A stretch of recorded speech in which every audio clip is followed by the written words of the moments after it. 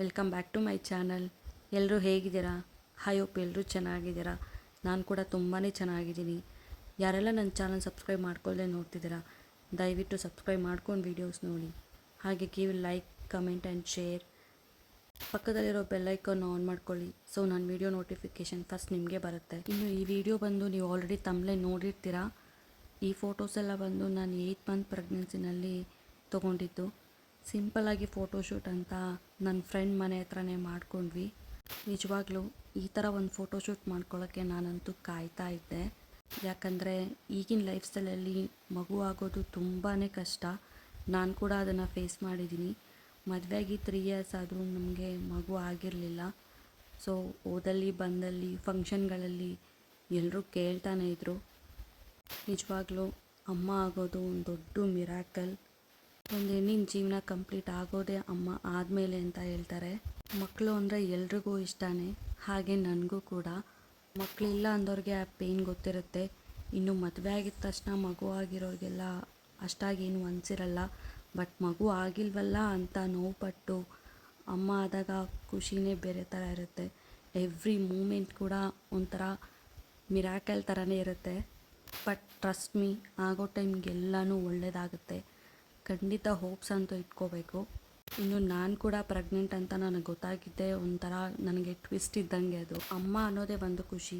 ಇನ್ನು ನಾನು ಅಮ್ಮ ಆಗ್ತಿದ್ದೀನಿ, ನನ್ನೊಳಗೊಂದು ಜೀವ ಇದೆ ಅನ್ನೋದು ನಿಜವಾಗ್ಲೂ ಹೇಳ್ಕೊಳಕ್ಕಾಗದೇ ಇರೋ ಖುಷಿ.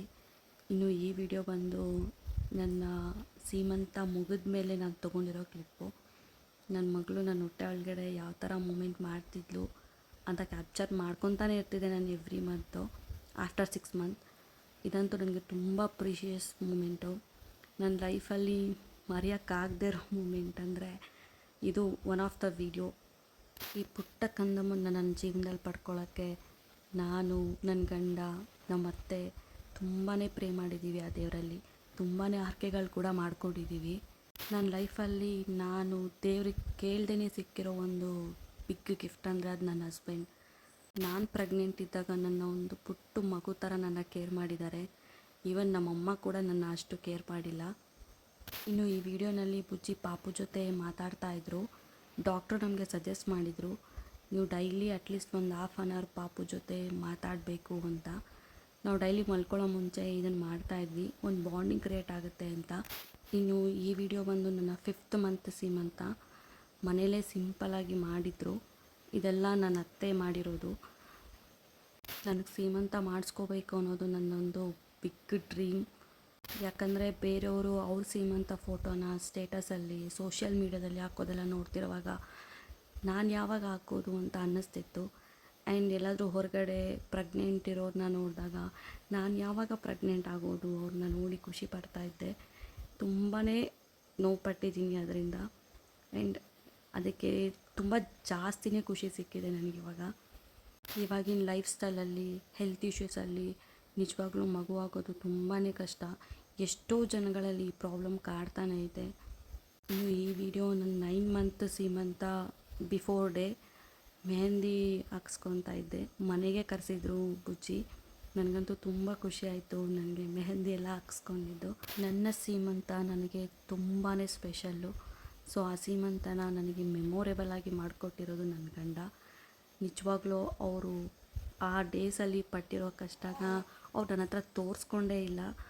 ಆ ಥರ ಎಲ್ಲನೂ ಆರ್ಗನೈಸ್ ಮಾಡಿದರು. ಇನ್ನು ಸ್ಟೇಜ್ ಡೆಕೋರೇಷನಿಂದ ಹಿಡಿದು ಊಟದ ಮೆನುವರೆಗೂ ಎಲ್ಲನೂ ಬುಜ್ಜಿನೇ ಅರೇಂಜ್ ಮಾಡಿರೋದು. ಆ್ಯಂಡ್ ಅಮ್ಮ ಕೂಡ ತುಂಬಾ ಹೆಲ್ಪ್ ಮಾಡಿದರು. ಅವರಿಗೆ ತುಂಬಾ ಥ್ಯಾಂಕ್ಸ್ ಹೇಳ್ತೀನಿ ಅವ್ರಿಗೆ, ಈ ಒಂದು ಮೆಮೊರೇಬಲ್ ಮೂಮೆಂಟ್ ನನಗೆ ಕೊಟ್ಟಿದ್ದಕ್ಕೆ. ಇನ್ನು ನನಗೆ ಹೇಗೆ ಇಷ್ಟನೋ ಹಾಗೆ ನನ್ನ ಸೀಮಂತನ ಮಾಡಿಕೊಟ್ರು. ಈವನ್ ಸ್ಯಾರಿಯಿಂದ ಹಿಡಿದು ಬ್ಯಾಂಗಲಿಂದ ಹಿಡಿದು ಎಲ್ಲ ನನಗೆ ಹೇಗೆ ಇಷ್ಟನೋ ಹಾಗೆ ಮಾಡಿದರು. ತುಂಬಾ ಖುಷಿ ಆಯಿತು ನನಗೆ. ಇನ್ನು ಸೀಮಂತದಲ್ಲಿ ಈ ಥರ ಗಂಡನ ಕೈಯಲ್ಲಿ ಶಾಸ್ತ್ರ ಮಾಡಿಸ್ಕೊಳ್ಳೋದು ಎಲ್ಲ ಹೆಣ್ಮಕ್ಳ ಡ್ರೀಮ್. ಹಾಗೆ ನನಗೆ ಕೂಡ, ನಾನು ಕೂಡ ತುಂಬಾ ಖುಷಿಪಟ್ಟಿದ್ದೆ. ಆ ದಿನ ತುಂಬ ಗ್ರ್ಯಾಂಡಾಗಿ ಏನು ಮಾಡಿರಲಿಲ್ಲ, ಪುಟ್ಟು ಹಾಲ್ ಮಾಡಿ ಅಲ್ಲೇ ಒಂದು ಚಿಕ್ಕದಾಗಿ ಫಂಕ್ಷನ್ ಮಾಡಿದ್ವಿ. ಒಂದು 120 ಮೆಂಬರ್ಸ್ಗೆ ಅರೇಂಜ್ ಮಾಡಿ. ನನ್ನ 80% ಪ್ರೆಗ್ನೆನ್ಸಿ ಜರ್ನಿ ತುಂಬಾ ವರ್ಸ್ಟ್ ಆಗಿತ್ತು. ಆ್ಯಂಡ್ ಇನ್ನು 20% ತುಂಬ ಹ್ಯಾಪಿಯಾಗಿದ್ದೆ ಅಂದರೆ ಅದು ಬಿಕಾಸ್ ಆಫ್ ಬುಜ್ಜಿ.